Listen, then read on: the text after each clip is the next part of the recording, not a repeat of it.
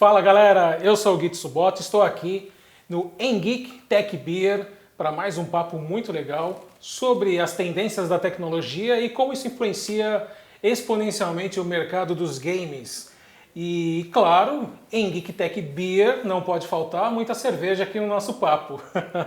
Eu tenho o prazer de convidar aqui 3 desenvolvedores, 3 developers da Engineering Brasil para participar aqui do nosso papo. Tiago Mascarenhas, Chief of Data and Architecture, Rafael Rossi, Developer, e o Rodrigo Amorim, também Developer. Bem-vindos aqui ao Engeek Tech Beer. Hoje a gente vai falar sobre como o poder dos dados está mudando o mercado dos games, e para isso eu já vou chamar, é claro, o especialista em dados aqui, para nos explicar como é que isso tudo está mudando o mercado dos games. Legal, Gui. Bom, há muito tempo aí eu acho que a maioria das pessoas vem ouvindo bastante sobre um termo chamado Big Data, né? Como a gente está produzindo e coletando informações num ritmo frenético, num ritmo nunca antes vivenciado pela humanidade. E não podia ser diferente, o mundo do games também ia ser impactado por essa tecnologia, né? Hoje a gente tem um mundo totalmente digitalizado, totalmente sensorizado, que nos permite uma coleta extrema de informações. Os games perceberam que isso era importante, tanto inside, né, tanto dentro do jogo, tanto eu coletar informações em tempo real daquele meu jogador, daquele meu grupo de jogadores, de todo o ambiente em si, para melhorar a jogabilidade interna, como também do lado de fora do mundo dos games, os dados têm um papel extremamente fundamental hoje na economia aí de escala, porque os jogos passaram a ser parte de um processo maior de captura de informação. É como se o Big Data estivesse utilizando os jogos hoje como meio de entrada, de mais uma fonte de informação no meio desse Big Data. E como nós, seres humanos, somos fascinados por jogos, né, é uma maneira muito simples, Gui, de eu fornecer informação para as companhias através de um jogo. Então, os dados estão sendo utilizados para a melhoria interna dos jogos e os dados também estão sendo utilizados como um produto do mercado. E o jogo faz parte dessa busca de informação sobre os usuários para o mercado. Bom, deixa eu aproveitar então esse assunto e pedir para o Rafa, que é um developer. Parece que é muito fácil tudo que ele falou. Lá, pega os dados, tal, pega daqui, não sei o que, descobre outra coisa. Mas para um developer, você que está lá codando, mão na massa, é tão fácil assim? Acho que a gente já pode começar rindo, porque não vai ser fácil. Quando chega uma quantidade enorme de dados, primeiro que você vai ter o primeiro problema, que já é você conseguir tratar os dados. Porque vai vir, vamos supor, milhões de dados que pra gente, no momento, ele só vai ser um pedaço de algum dado, alguma informação que está voando no ar. É um texto. É só um texto, pode ser um número, alguma coisa junta, um arquivo. Então a gente precisa pegar tudo isso e começar a tratar. Então, primeiro a gente faz uma regra, a gente define diversas regras, então a gente consegue ir trabalhando em cima do dado. Vamos supor, veio lá o dado de todos os jogadores de Dota. Então, como todos os jogadores de Dota Gostei do exemplo, já falou de Dota. Como todos os jogadores de Dota estão jogando uma partida com um herói específico. Então tem lá toda a escala, como que eles estão evoluindo, como que está saindo o mid-game e como está indo para o late game. Então vamos supor, todo mundo está indo, sei lá, vai para o mid, vai para uma posição específica. Mas muita gente começou a migrar. Aí os dados vão começar a vir. Há uma semana atrás estava vindo todo mundo numa posição e agora trocou. Por que aconteceu isso? E aí a gente vai começar a cruzar as informações dos jogadores com a própria informação do jogo. Pode ter sido um update, rolou alguma atualização, mudou algum item, descobriram alguma coisa nova, então algum exploit, combo algum novo, bug, né? algum bug pode até ser, é ilegal, porém pode acontecer em jogo. E a gente começa a cruzar essas informações. Então, com isso, a gente consegue tanto puxar um gráfico para fazer algum analytic, para a gente ver qual a próxima tendência. A gente pode fazer também, não só o analytic para prever o futuro, mas não cometer os mesmos erros. Então, a gente não vai fazer a mesma jogada que a gente fez uma vez, porque a gente já viu que ela dá errado, sei lá, de 9 a 10 tentativas ela dá errado. Então, provavelmente a gente não vai querer fazer isso. Então não é um trabalho tão simples, né, Rodrigo? Você já consegue, quando a gente fala, ele falou Dota, né?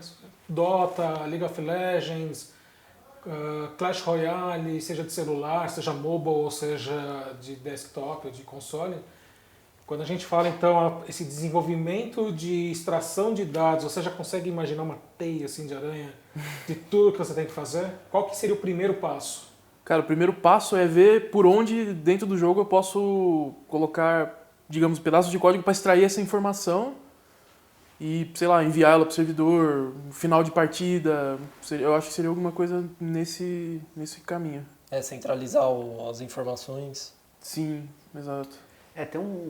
Fazendo um link aí interessante entre a ciência de dados de jogos e a ciência de dados real, a gente tem um processo em ciência de dados chamado CRISP, né, que eu preciso fazer todo um entendimento do business e aí, ou do jogo em si e determinar um objetivo real e claro que eu preciso chegar através desses dados.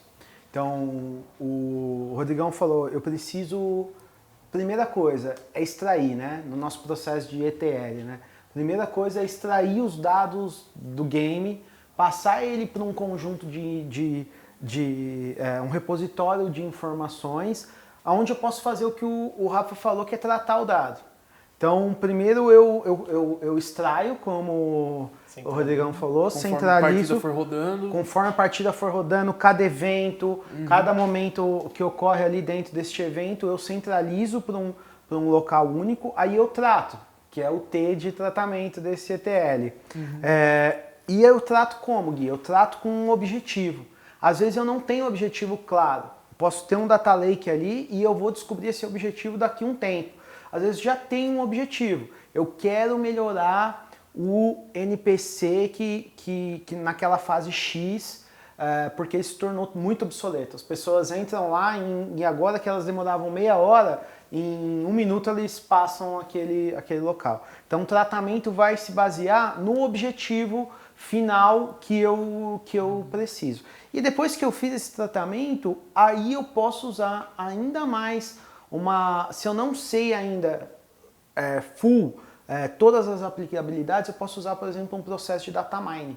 Eu posso olhar para aquele dado e minerar alguma informação importante. E esse processo de data mining normalmente me revela uma série de objetivos muito fortes que eu consigo alcançar através desses dados, né? Então, primeiro eu capturo, como o Rodrigão falou, depois eu trato, como o Rafa falou, e por último, normalmente a gente aplica algum algoritmo específico para atender um objetivo de melhora de performance, ou de exclusividade, ou de personalidade. Ou seja, eu vou personalizar aquela experiência cada vez mais baseado nessa coleta e nesse tratamento que eles falaram. Isso aí me lembrou bastante uma conversa que eu tive com a galera da Riot Games há pouco tempo sobre a melhora dos campeões. Os campeões lá que as pessoas jogam, os jogadores começam a aprender a como farmar de um jeito melhor para conseguir mais pontos, enfim, para fazer um upgrade lá dos seus personagens. E constantemente a empresa ela lança upgrades de pontuação, de skill dos campeões para deixar o jogo mais equilibrado. Isso tudo que vocês falaram é possível fazer em tempo real na tecnologia, não no mercado de games, mas na tecnologia como um todo. Essa tecnologia já consegue ser feita em tempo real e a gente aplicar a melhoria?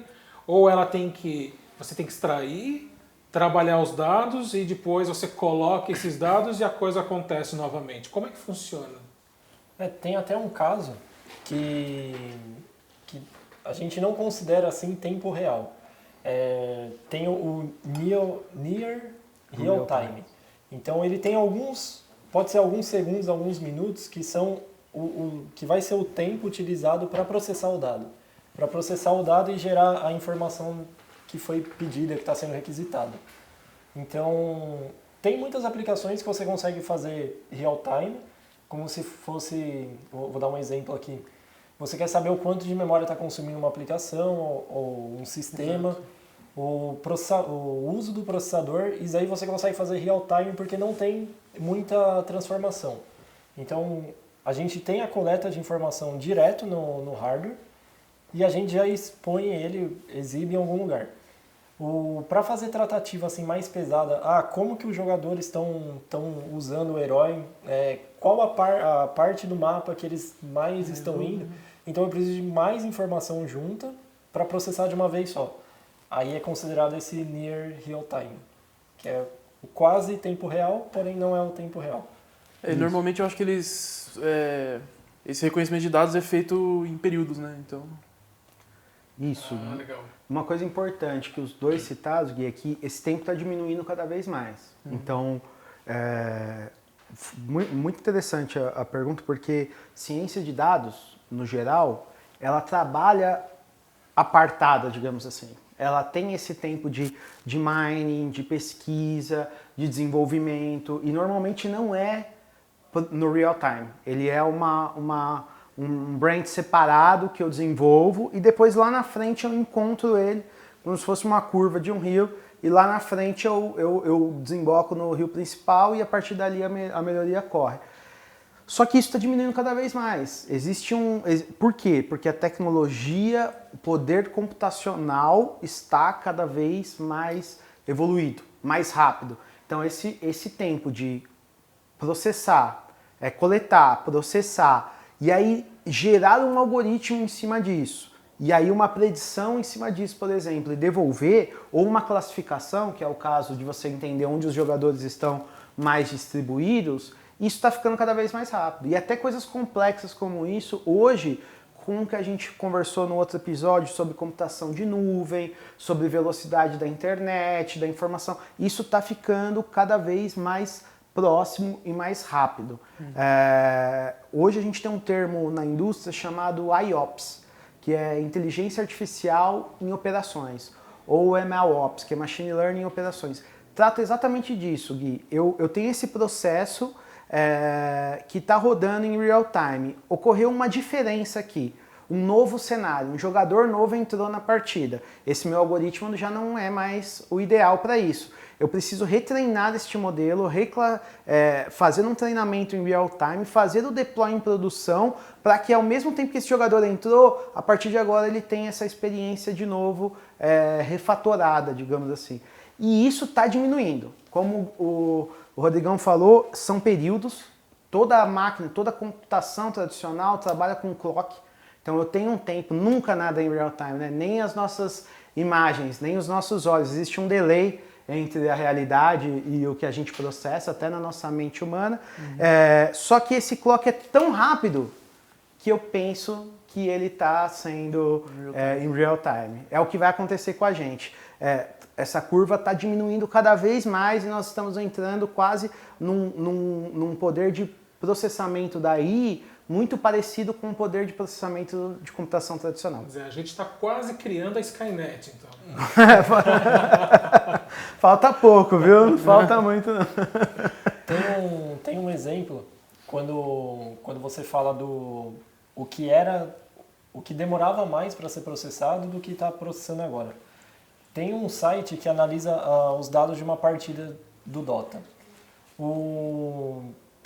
Antes, quando o site foi criado, ele demorava cerca de quase 1 hora, quase 2 horas para processar o dado de uma partida e gerar alguns gráficos, ver como foi a sua jogada, se os itens que você comprou foram os itens que todo mundo está comprando. E agora, com o processamento intenso, eles estão diminuindo cada vez mais. Então você terminou sua partida, você deu um refresh no site, já aparece sua partida lá e você já consegue analisar na hora. Incrível. Então é isso mesmo que o Thiago falou, você consegue diminuir o tempo para coletar essa informação. Não, muito interessante. Agora, pensando nessa questão da coleta e quase em tempo real, mas que em breve, pelo que eu entendi, será em tempo real. São aprendizados do mercado de games que a gente pode levar para outras indústrias, como da publicidade, em game ads. De repente, aquele jogo sabe que eu jogo sempre na hora do café da manhã e ele começa a me trazer banners ou alguma coisa, ou aqueles objetos em games para eu comprar uma chaleirinha de café para o meu personagem. Isso talvez seja o caminho do mercado? Eu acho que sim. Também. Existe um estudo de 2 pesquisadores bem famosos na área de transformação digital, o Samba, como é conhecido, o Samba Murti, que ele fala sobre um negócio chamado efeito de rede. O efeito de rede é assim, a gente descobriu que os dados em si são mais valiosos do que o próprio produto entregue. Então, isso quer dizer que eu vou ter uma série de facilidades grátis dentro da internet, uma série de serviços gratuitos dentro da internet, que eles têm um objetivo muito além daquele serviço. Eles têm um objetivo de coletar os seus dados, coletar as suas informações e traçar um perfil econômico daquele indivíduo. E o game está caminhando para esse efeito de rede também. Não é que o game vai se tornar secundário, não é isso. Mas o que está por trás do game, isso sim vai ser a força motriz, que é a coleta das informações. Porque a partir do momento que eu comecei a coletar informações, é o Google, né? Você lembra do Google? Quem paga os servidores do Google? Para você fazer todas aquelas pesquisas indexadas que eles ficaram anos com web scraping rodando e indexando aquele conteúdo da informação. Quem paga isso? Quem paga isso é a publicidade, é a propaganda. Quem paga esse serviço são os ads, né? A maior receita do Google vem do AdWords, vem da onde eu consigo gerar publicidade específica e direcionada para aquele indivíduo. E o jogo, ele caiu como uma luva e ele vai ser cada vez mais assim, porque a gente está caminhando por um sistema de serviços. Como os meninos comentaram no outro encontro, o jogo está se tornando um serviço. Eu vou ter um serviço lá na ponta. Teoricamente, por enquanto, eu vou pagar assinaturas ou eu vou comprar packs de jogos. Eu vou ter esses modelos. Mas no futuro ele vai ser gratuito. As propagandas que vão aparecer, que vão sendo lançadas enquanto você está jogando, e não são só invasivas não, viu, Gui? Propagandas inteligentes. Por exemplo, a arma que o cara carrega é uma arma real, do mundo real, que eu poderia comprar ela ali, nos Estados Unidos, por exemplo, que é liberado.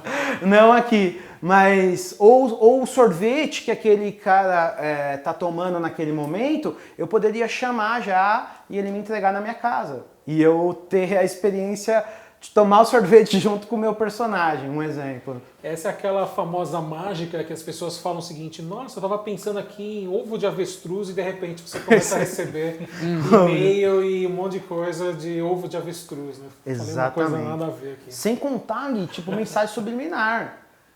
Ele pode começar a trabalhar com frequências de imagem, né? E inserir outras imagens ali dentro, você nem vai perceber. E de repente você vai pedir o sorvete. Porque ele vai te direcionar. Sabe que você gosta de sorvete. Sabe que você toma sorvete às 3 da tarde. Tá calor porque ele tá medindo também a temperatura externa. Já tá linkado na internet, ele sabe que tá calor. E aí tá tendo aquela cena específica. No futuro que a gente fala da IA invasiva, né, ou exploding data, é que ele vai até pedir o sorvete sem você pedir. O sorvete vai chegar. Ele já sabe que você Ele já sabe, vai estar lá, o sorvete vai estar lá. E se você não quiser mais da próxima vez, aí você diz, olha, eu não vou querer. mas ele vai tomar as ações autônomas cada vez mais rápido. E o game faz parte disso, dessa estratégia. Ô, Rodrigo, como você falou no outro episódio, esse jogo tem uma média de preço de R$250 e são jogos desenhados para o apaixonado pelo Resident Evil. Se ele passasse a ser gratuito, com propagandas, e tirasse um pouco essa pureza do produto desenhado, você seria um consumidor desse Resident Evil Freemium? Freemium com ads. Então, eu acho que aí depende muito da pessoa que quer jogar. Se a pessoa ela pode gastar esses 250, eu acho que ela vai optar por gastar esses 250. E já pensou se tá jogando Resident Evil Village na propaganda da Pepsi lá, do nada. Vai meio que tirar um pouco... Ele tira um pouco a imersão, essa propaganda, quando ela não é feita de forma inteligente, claro, né? Mas eu acho que eu preferiria comprar. Mas eu conheço pessoas que jogariam tranquilo com o usado e nem ligariam. Com os personagens de Resident Evil usando um tênis da Adidas, da Nike. Isso, no meio da Europa, lá, no frio, camiseta regata da Nike. Legal. E você, Rafa? Eu gosto bastante, assim, de experimentar as coisas antes de comprar. Então, eu acho interessante você poder ter um gostinho antes de você comprar a versão final. Exato. Isso é legal. Então, normalmente quando eu jogo em celular assim, eu sempre baixo a versão free, se tem, né, no caso. Aí eu vou jogando e no final eu já vi que eu já gastei mais do que o jogo fechado custaria. Então, eu vou mais para esse lado vou aproveitar como tem, e se eu gostar eu vou pro que ele me convenceu a comprar, né? Legal. Tiago, você falou bastante aí da extração de dados, né? E a gente tem os jogos freemium para celulares, desde sempre, desde que o iPhone apareceu, o Android, e a gente teve essas lojas de aplicativos, e existem os jogos freemium. E agora os jogos freemium viraram uma tecnologia gigantesca, né? Você tem ali jogos com poder de computação hoje que você não tinha num PlayStation 1, por exemplo. É possível mesmo para uma empresa desenvolvedora conseguir tanto dinheiro com esse mercado de extração de dados com um jogo gratuito em que ela gastou milhões para desenvolver? Gui, é possível. Eu digo que a gente vive hoje uma economia de escala no mundo da informática e no mundo dos games também. Então, hoje a escala torna esses milhões de desenvolvimento, por incrível que pareça, peanuts do tamanho que essa indústria se tornou.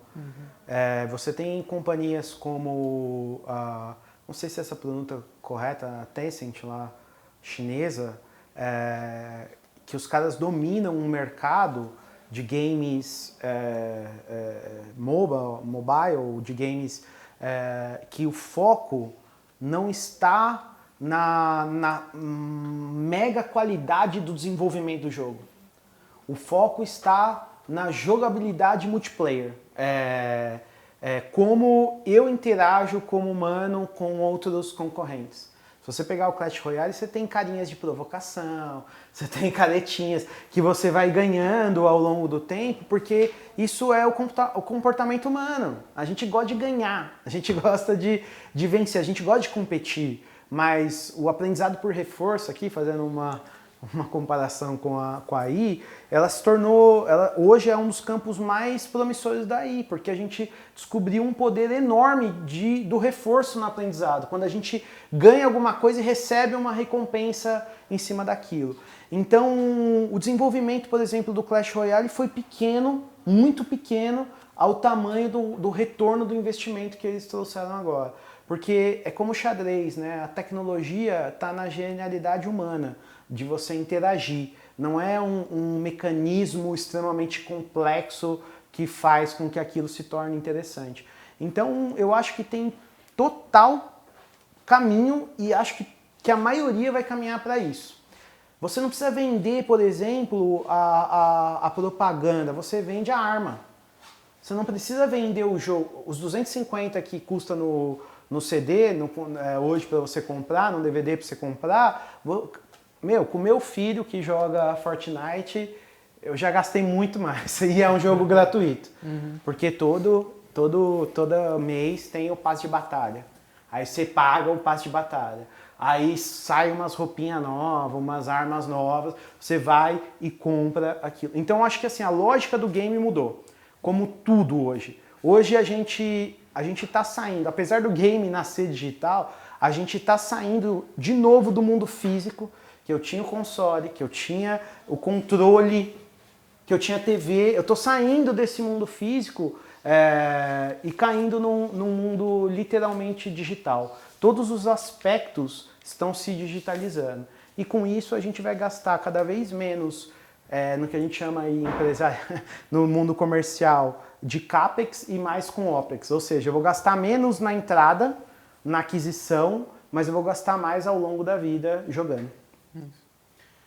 Qual é a formação? Vocês são 2 developers e Bom, você também veio da área técnica, né? Qual a formação ideal para uma pessoa entrar no mercado dos games nesta área de trabalho de dados em específico? Ele tem que estudar o quê? Fazer faculdade do quê? Cursos do quê? Boa. Bom, eu vou falar especificamente de dados, aí depois os meninos falam um pouco mais de programação, tá? Hoje, tudo que a gente conversou aqui sobre comportamento é muito importante para os jogos atuais. Como o jogo vai entender o seu comportamento e como ele vai refletir esse entendimento nas ações. Então, existe um mercado enorme, inclusive existe startups brasileiras que hoje já são o que a gente chama de unicórnio, né? Valem mais de $1 bilhão, que trabalham com jogos. E qual é o foco deles ali dentro? Gui, engenharia de machine learning. É um cargo novo que está desenvolvendo no mercado, que são pessoas que trabalham exclusivamente criando algoritmos de machine learning. E o machine learning nada mais é do que o aprendizado de máquina. É como eu aprendo. No outro episódio a gente fez o exemplo do Pikachu, né? Como ele ia para cá, para lá e pulava e como ele ia aprendendo. Hoje eu tenho uma área específica só para trabalhar a IA. Então, falando em dados específicos, o meu conselho é estude bastante machine learning, estude bastante deep learning. Existem hoje universidades que já têm cursos de ciência de dados na graduação.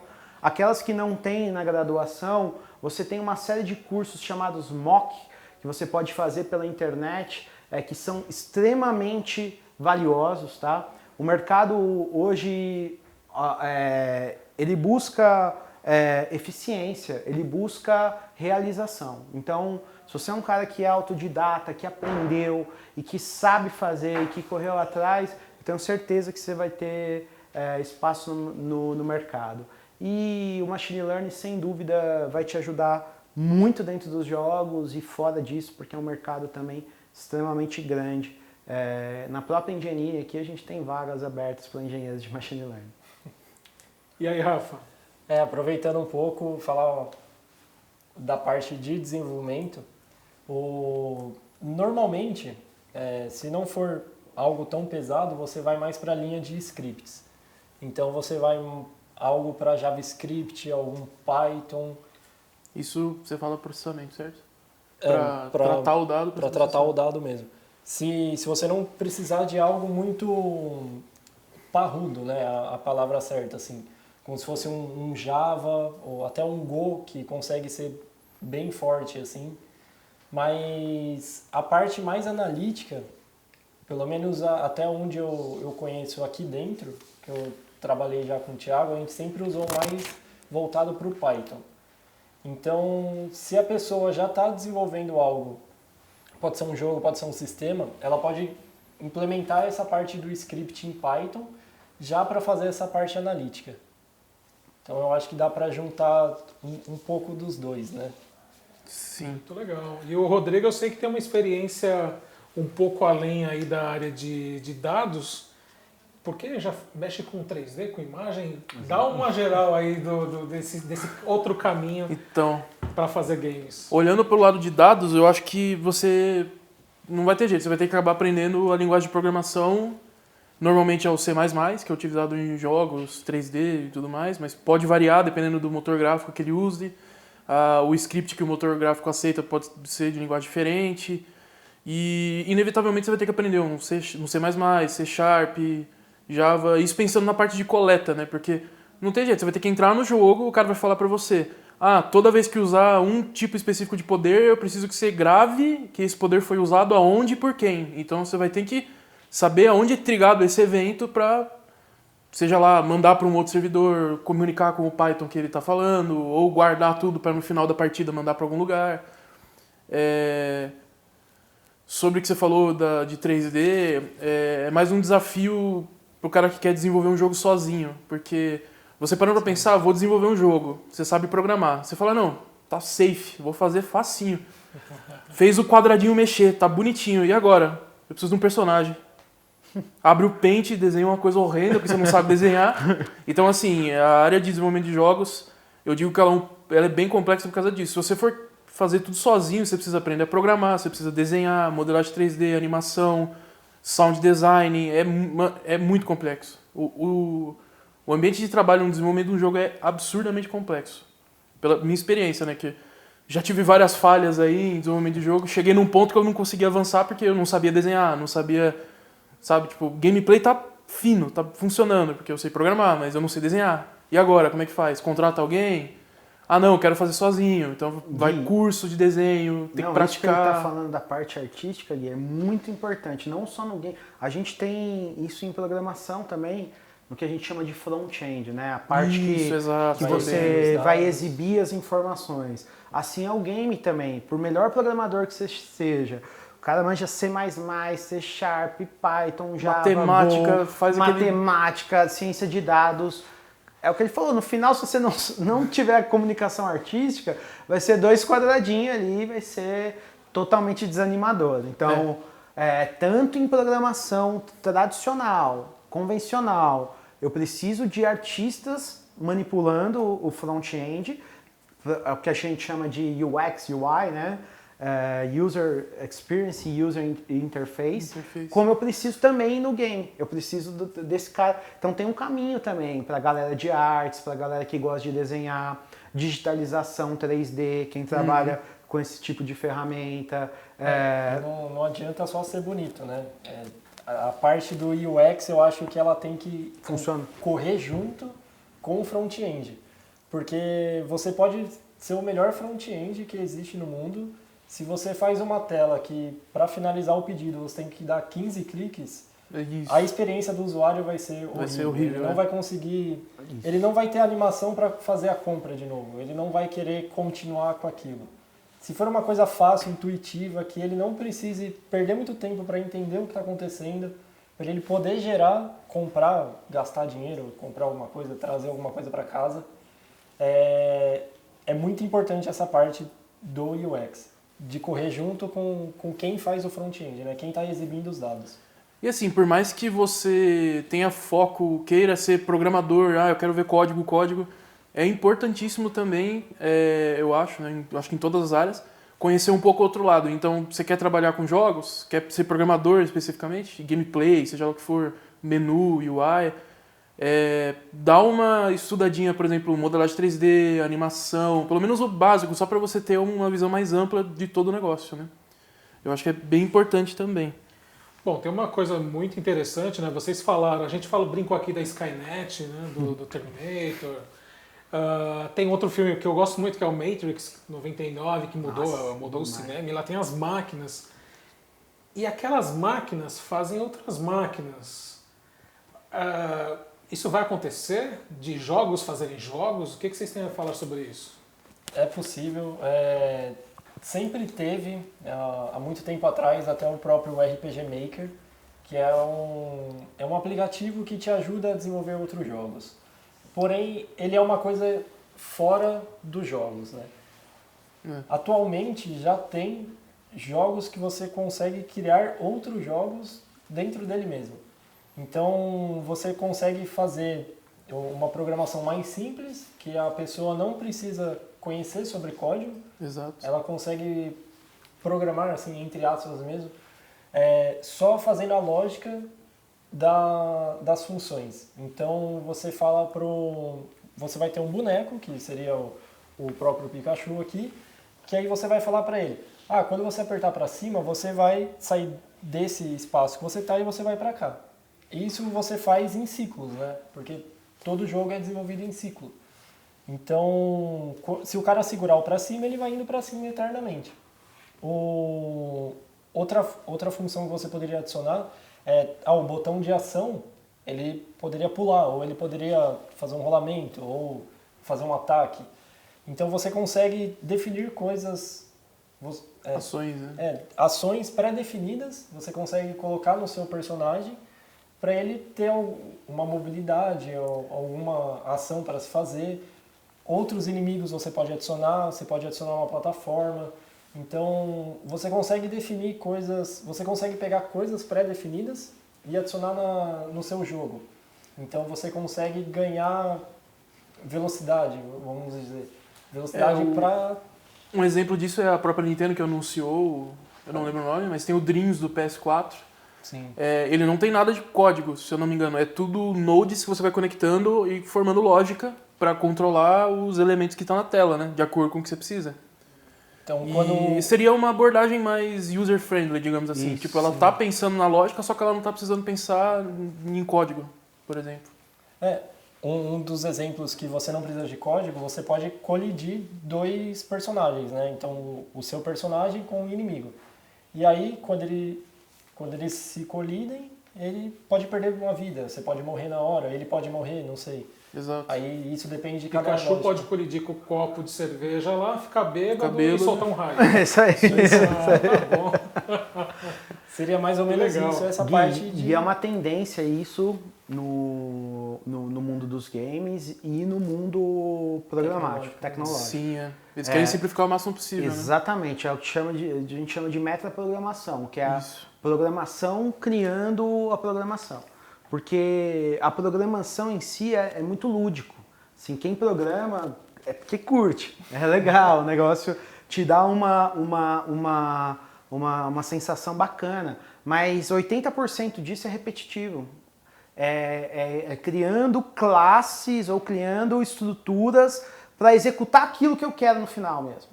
Então, eu tenho um desenho A casca é a mesma, né? Exatamente, eu tenho várias cascas e aí que são a mesma para quase tudo, e que eu preciso construir, eu preciso fazer na mão para depois executar aquela ação. Existe um padrão hoje chamado low code, ou no code, que é para onde a gente está caminhando, que é o mínimo possível de código. Se é tudo padronizado, se eu já tenho isso tudo pronto, por que não eu só linkar, como ele disse, linkar caixinhas e colocar as ações ali dentro dessas caixinhas. E isso está para programação hoje. Hoje, cada vez, um exemplo legal de inteligência artificial, né? A inteligência artificial, se eu usar só regex, só regras claras, o usuário vai quebrar aquilo rapidão, porque o usuário é complicado, ele consegue. O usuário consegue tudo. Você pode planejar o máximo possível, o usuário dá um jeito de achar um caminho alternativo. A inteligência artificial agora, ela elimina esses gaps. Então ela percebe que alguém ali está tentando mudar, quebrar, e ela vai fazer isso se refletir na programação. E as programações estão cada vez mais sólidas, Gui. Cada vez mais, e quando eu digo sólidas, é que elas estão cada vez menos propensas a exceções. Cada vez mais elas executam da maneira como elas deveriam executar. Então isso ajuda o mercado tecnológico, que está criando agora programas que você cria seu próprio programa, digamos assim. Você tem um exemplo bem famoso, o Power BI, é uma ferramenta quase low code, quase que eu não uso muita programação ali dentro, e crio gráficos que atendem as diretorias, os executivos no geral. Eu não preciso mais daquele programador que vai fazer tudo em Python, tirar o gráfico em Java e muda o chart de lado. Não, isso aqui é mais fácil agora, mais friendly. Nos jogos também. Eu tenho muita... Sim, e esse mundo agora de redes sociais, Gui, fomenta muito isso. De eu criar meu próprio joguinho e difundir isso para os meus amigos e todo mundo jogar aquele jogo que reflete aquela realidade específica. Tem um ponto também pro no code e low code, que é a velocidade que você ganha. Sim. Então, Muito. de vez de você perder 6 meses montando só a arquitetura já vem pronta. Você, Preocupa só com a lógica. com esse aplicativo Power BI, você não precisa desenhar tudo. Ele já está pronto. Tá lá Você pronto. só pega Uau. e adiciona os gráficos.